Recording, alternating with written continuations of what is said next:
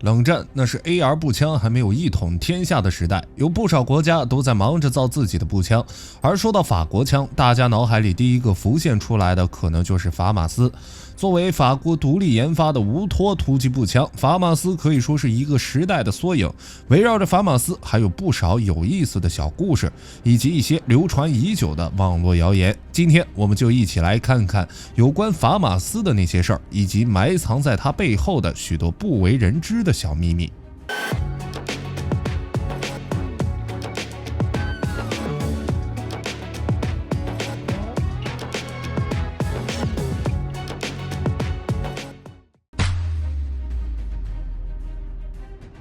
法玛斯的开发历史基本上就是一部法国现代史，不过单纯讲述历史的话未免有些无聊，我们不妨从法玛斯设计师波澜壮阔的一生说起。1919年，保罗·泰利耶出生于法国南部。4年的世界大战给法国带来了极大的伤亡，而对于刚出生不久的小保罗来说，有一个好消息和一个坏消息。好消息是，德法两国的主战场在法国东北部，而保罗的家乡索雷德在法国西南，靠近西班牙地区，几乎毫发无损。而坏消息是，德国人不炸这里，完全是因为这鬼地方太穷了。作为法国传统的农业区，索雷斯除了一眼望不到头的群山，就是满坑满谷的葡萄架子，穷的那叫一个荡气回肠。时至今日，保罗家乡所在的东北利牛斯省都是法国失业率最高的省份之一。不过，虽然30年代的国际经济问题给法国带来了不小的冲击，但投胎没投好的保罗本人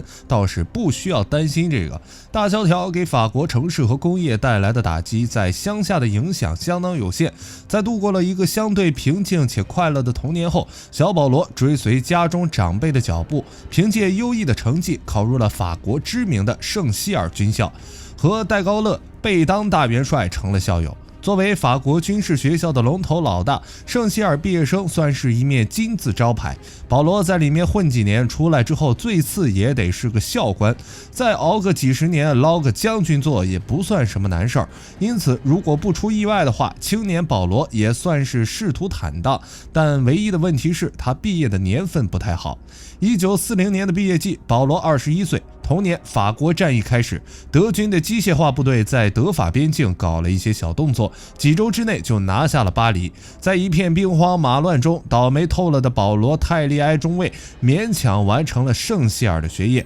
被维希政府一脚踢到了北非，和大骆驼一起在沙漠里干瞪眼。而后面的事情大家也都很熟悉了。火炬行动开始，盟军把隆美尔扫地出门，逐步控制了北非。在盟军的反攻中，德国纳粹的势力范围越来越小，最终1945年法国光复，二战结束，保罗中尉和他老婆一起回到了故乡。没错，虽然保罗·泰利耶的前20年人生实在是倒霉他妈给倒霉开门，倒霉到家了，但否极泰来，他去了北非之后，成功的逆天改命，开启了他的人生赢家之路。他不但在北非收获了爱情，拐了个如花似玉的大姑娘回法国，毫发无伤地度过了二战。30岁时又灵机一动，重新进入学校学习，刚好躲过了法越战争。由于其有着圣希尔军校的背景，又根正苗红打过二战，再加上在索邦大学进修过工程学课程，当时的巴黎第6大学。不久之后就被派往圣埃蒂安兵工厂负责轻武器的设计和制造。作为法国历史最悠久的兵工厂之一，圣埃蒂安这个时候生产的是法军制式的 MAS-49 步枪。二战结束之后，法国急于恢复其国际大国的地位，尤其是恢复军事实力，来维持其对全世界殖民地的控制。对了，此时的法国从法律上来说是不存在殖民地的。为了防止殖民地被美苏联手拆解，二战后新成立的法国政府叫做法兰西联盟，也叫法兰西第4共和国。联盟就是联合起来蒙人。根据第4共和国宪法，在法国的版图里，虽然存在着法国本土、海外省和海外领土的区别，但法国不存在殖民地一说。法国本土、海外省和海外领土共同组成一个法兰西联盟，从根本上杜绝了被骂成臭殖民者的风险。然而，虽然从理论上来说，第四共和国宪法确保了全球各地的法国人紧密地团结在一起，但问题在于，巴黎的那群老爷们儿从来就没有正眼看过海外殖民地，一切都是巴黎老白旗法国人说了算，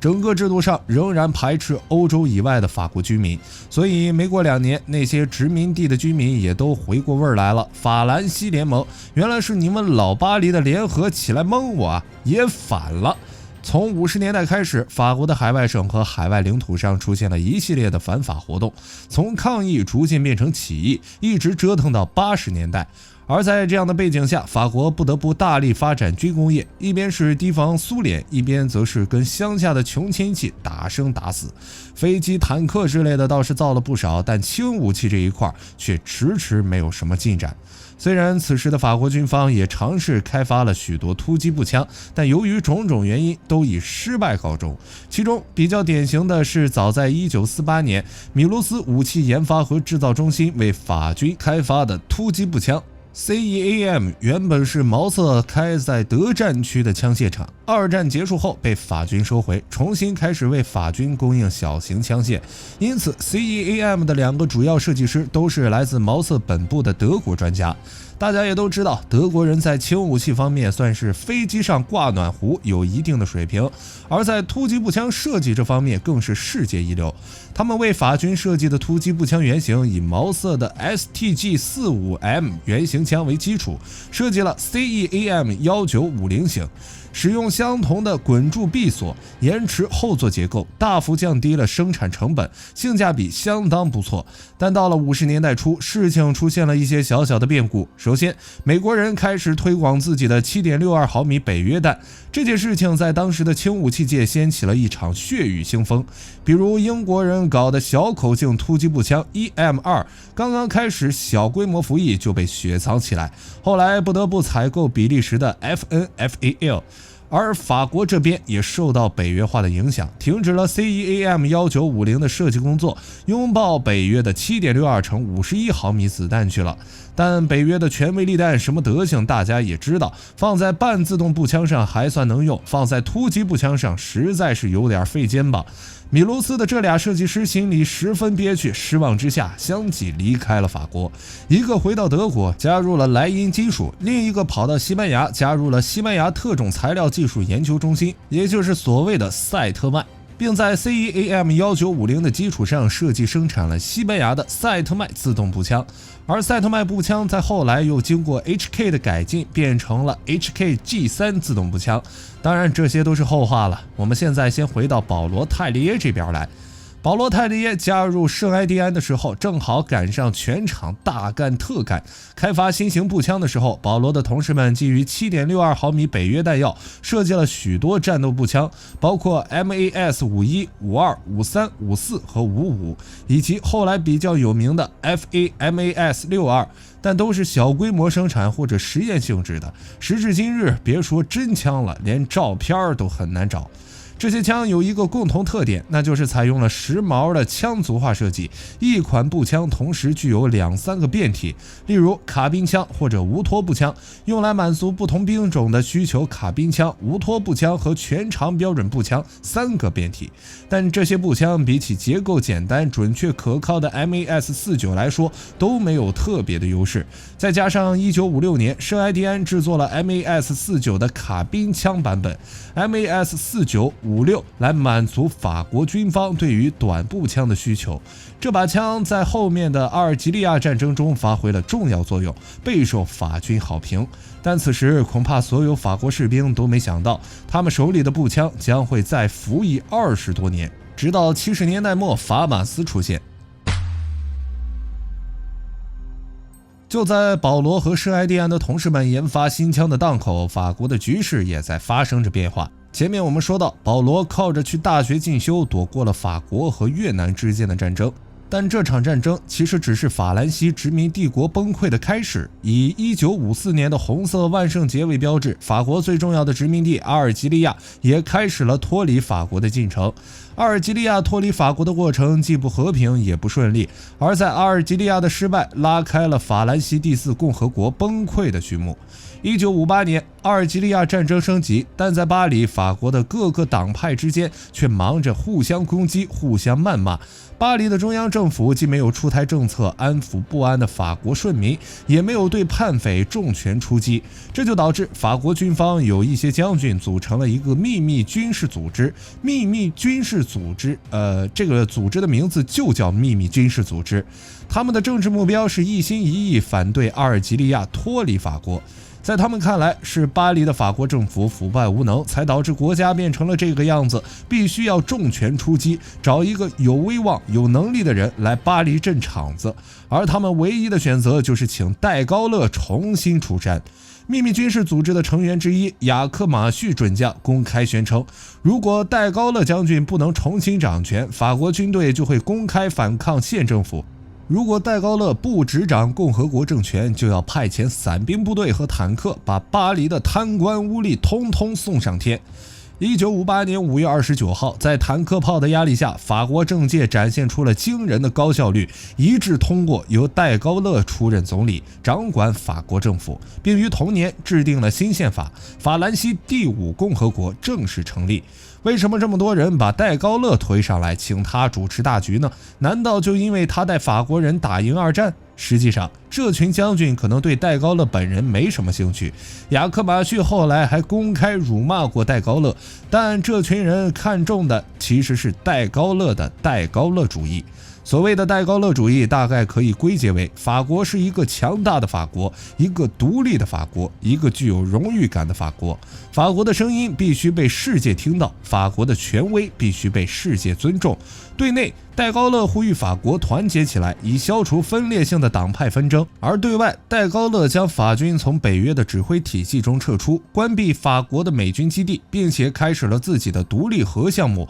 极力把自己拉到和美国平起平坐的位置。不过，正如我们前面所说，20世纪60年代初的法军非常落后，尤其是步兵武器方面。由于突击步枪的开发接连碰壁，当时的法军还在使用 MAS-4956 搭配 MAT-49 冲锋枪，和二战时期的火力配置差不了多少，这就造成了60年代的法国轻步兵被手持 AK 的游击队火力压制的奇景。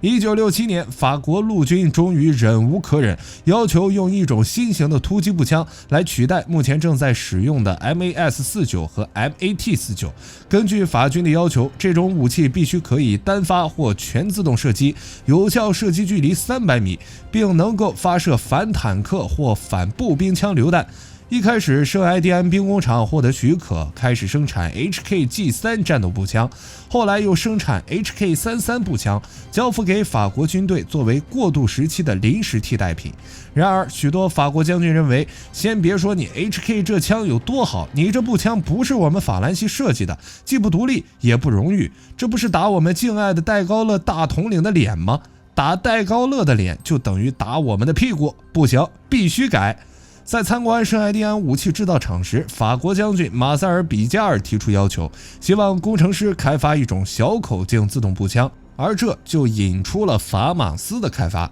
首先，法国人花了2年多的时间对不同的弹药进行了弹道测试，但测着，他们发现没什么必要测了，因为1970年北约成员国签署协议，选择一种口径较小的子弹来取代 7.62 乘51毫米北约子弹，而最终被选定的是北约军用代号 SS-109， 美军代号 M855 的 5.56 乘45毫米口径的子弹。但请注意，法国人虽然选了 5.56 乘45毫米，但最终选的并不是 SS-109， 而是美军在 M16 上使用的 M193。之后我们在详细介绍法马斯的时候，还会再次提到和子弹有关的一个世纪悬案，这里我们暂且按下不表。解决了口径的问题之后，1970年，法国军方正式委托圣埃蒂安兵工厂开发一款新的突击步枪，而主导整个项目的正是我们的保罗·泰利耶。凭借圣希尔军校老兵和索邦大学高材生的双重加成，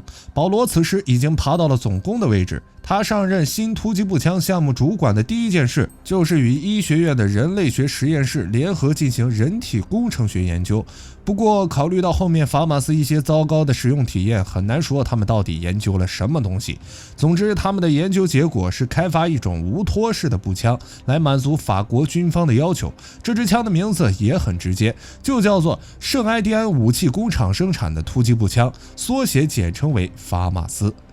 由于圣埃蒂安工厂有着深厚的技术积累，只用了1年时间，法马斯的第一支样枪就提交给了法国步兵团。经过2年的试验后，对某些装置进行了小幅修改，并按照军方要求增加了3发点射机构。虽然由于生产问题，全面列装要等到1978年底，但法国军方接受了法马斯作为他们的标准步枪，定型为法马斯 F1。接下来，我们从设计上来看看法马斯的优缺点，以及关于法马斯子弹的那个世纪悬案到底是怎么回事。首先，从总体上看，法马斯是一种无托式突击步枪，而无托式步枪有一个通用的优点，那就是在枪身相对较短的情况下，可以使用较长的枪管。大家都知道，对于深管武器来说，子弹在枪膛中的加速时间越长，弹道就越平直，打的就越准。因此，法马斯在和 M16 枪管长度基本相同的同时，缩短了1/4的枪身总长度，在狭窄的载具或者建筑内部可以获得一定的优势。在人体工学和结构方面，法马斯做的虽然比较麻烦，而且 F1 版本不兼容北约制式的弹匣，但该有的功能都有。总结下来就是可玩性很高。它的枪体使用了大量的合成材料，使用玻璃纤维加固，相对其使用钢材来说减轻了重量，并且更加抗冲击、耐挤压。法军宣称，法马斯即使从高处坠落或是被卡车碾过，仍然能够正常工作。当然了，我也想不出来为什么要用卡车碾法马斯。法马斯上的射击选择器有2个，一个被放在了扳机护圈内，档位包括保险、单发和全自动3种，而法马斯知名的3连发功能则由弹匣后面的另一个射击选择器来控制，2个档位控制3连发和全自动。比较有趣的是，法马斯上的扳机护圈是可以调节的，如果手套太大塞不进去，是可以把护圈挪到前面去的。在附件方面，法马斯在设计之初就考虑到了使用反步兵和反坦克枪榴弹，在提把下面的位置内置了一个标尺，用于躲在掩体斗面高抛发射枪榴弹。在倾斜45度的情况下，法马斯的枪榴弹最远可以打到340米处的敌人，算是迷你迫击炮了。法马斯 F1 上的刺刀源自 MAS4956 上的1958型刺刀，手柄由2个黑色塑料握把和2个环组成，通体黑色，但是有一些法国仪仗单位会对刀刃进行镀铬处理，使它变成亮银色，这样在阅兵的时候会更好看一点。至于瞄具方面，法马斯的机械瞄具结构十分复杂，仅是罩门就有3种大小可调，准星也有大小2种，可以满足不同作战环境的需求。法马斯 F1 虽然有效射程只有300米，但却给了一个可以调节到500米的瞄具。在自动结构方面，法马斯采用了杠杆延迟闭锁结构，这种杠杆延迟闭锁的概念和 CEAM1950 的设计有些类似，都是从枪械的自动结构中去掉复杂的气体活塞，简化零件结构，从而实现枪械的轻量化，减少生产步枪所需的零件数量以及机械加工成本。但这个延迟反冲设计存在一个通病，那就是由于没有导气结构，导致膛压相对较高，在弹膛末端需要设计凹槽来帮助弹壳内外压力平衡，从而保证抽壳系统的正常运行。而这个结构也带来了一个广为流传的互联网谣言，那就是法马斯由于设计结构原因只能使用钢壳弹，而不能使用北约标准的铜壳 5.56 子弹。如果使用铜壳子弹，会由于膛压过高出现炸膛的问题。经常有人声称这就是法军的法马斯一直使用钢壳弹的原因，因为钢壳弹更硬，不容易炸膛。但其实法国使用钢壳弹并不是因为法马斯只能使用钢壳弹，而是因为钢壳弹更便宜，成本更低。我们先说结论，那就是不论是铜壳弹还是钢壳弹，只要是质量过关，在法马斯上都可以正常使用。但既然两种子弹都可以用，那为什么还会出现这个谣言呢？法马斯的这个弹药问题，其根源并不在于他用的子弹是钢壳还是铜壳，关键在于法国人使用的 5.56 毫米子弹和北约使用的 5.56 毫米子弹有着细微的区别。而因为一些历史因素，法国在重新融入北约的过程中出现了一些问题。前面我们说到，美国曾经使用过两种不同的 5.56 毫米子弹，一种是 M855， 也就是北约制式的 SS109， 另一种则是 M193， 这是一种北美常见的 AR-15 弹药，也是最早的 M16 的标准弹药。这两种子弹的尺寸基本一致，只是弹头重量明显不同。M193 的弹头质量为55格令，而 M855 则为62格令。法军的标准钢壳弹用的是 M193 的弹头。弹头重量不同会出现什么问题呢？主要是膛线的缠距问题，也就是膛线拧的有多密。缠距这个参数会影响弹头的旋转效果，从而影响子弹飞行的稳定性。M193 在与 M16 的1:12缠距枪管配合使用时，其实相当的准确。但这种子弹由于重量低、存能差、远程性能和穿透性不佳，根据美军士兵的说法， M193 掉速的速度比金毛猎犬在客厅地毯上掉毛的速度还快，因此它在远距离上的精度是一个不小的问题。此外， M193 的弹头碎裂也是一个问题，在命中目标时， M193 有时会碎裂，对目标的软组织造成巨大的损伤。这个时候肯定有人好奇，子弹碎裂增加伤害难道不是好事吗？怎么还成了问题呢？问题的关键在于 M193 并不是每次都碎裂，由于小口径子弹的特性，经常出现 M193 穿人而过，却只是打了个孔，并没造成多少伤害的情况。为了解决这个问题，就有了后来的 M855。M855 的重量大一点，远程性能和穿透力较强，但需要更大的扭转率，让子弹转起来才能保持子弹的稳定，因此一般使用1:7到1:9的缠距。在法马斯开发前进行子弹选型的时候， M193 美军用的比较多，又经历了越南战场的考验，相对比较成熟，所以法军自然采用了 M193 的参数来开发海马斯。虽然北约在1970年将 M855 规格化为 SS109， 但法国人觉得关我屁事儿，反正老子又不在北约里了，而且我大法国这么多弹药厂，供应法军自己的弹药消耗不成问题，你们北约爱用 M855 就用呗。再说了，美国人的 M193 用到了1982年还没用完，换 SS109 完全没有意义。因此，法国人就给法马斯上了一个1:12的缠距，用来发射 M193。不过，冷战接近结束的几年里，法国又开始采购北约标准的 SS109，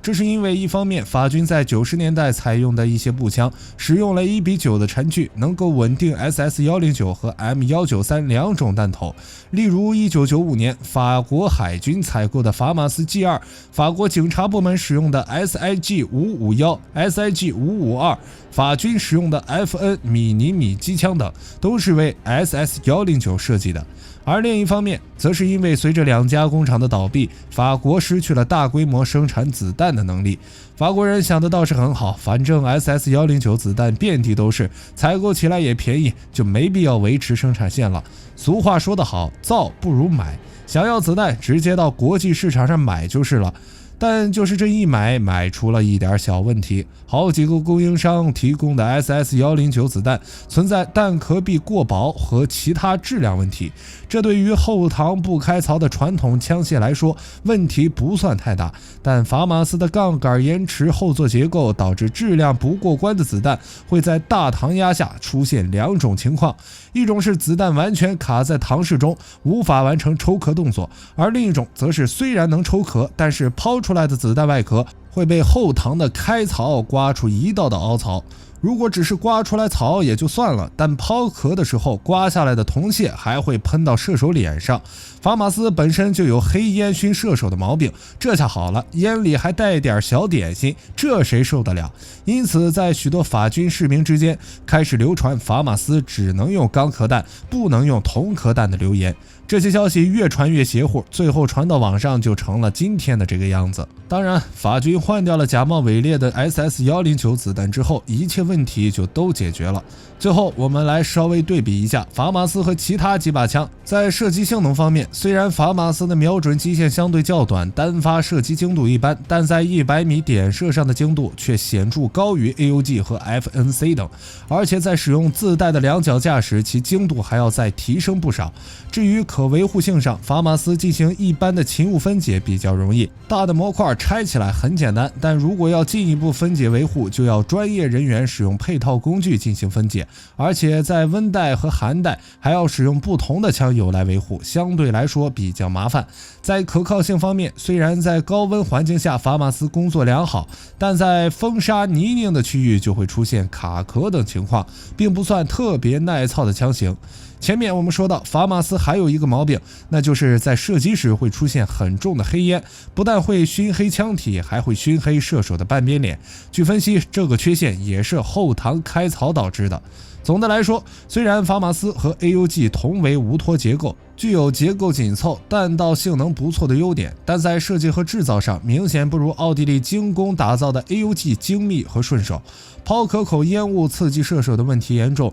提把过高也会影响视线。总的来说，性能过关，但射击体验不算太好。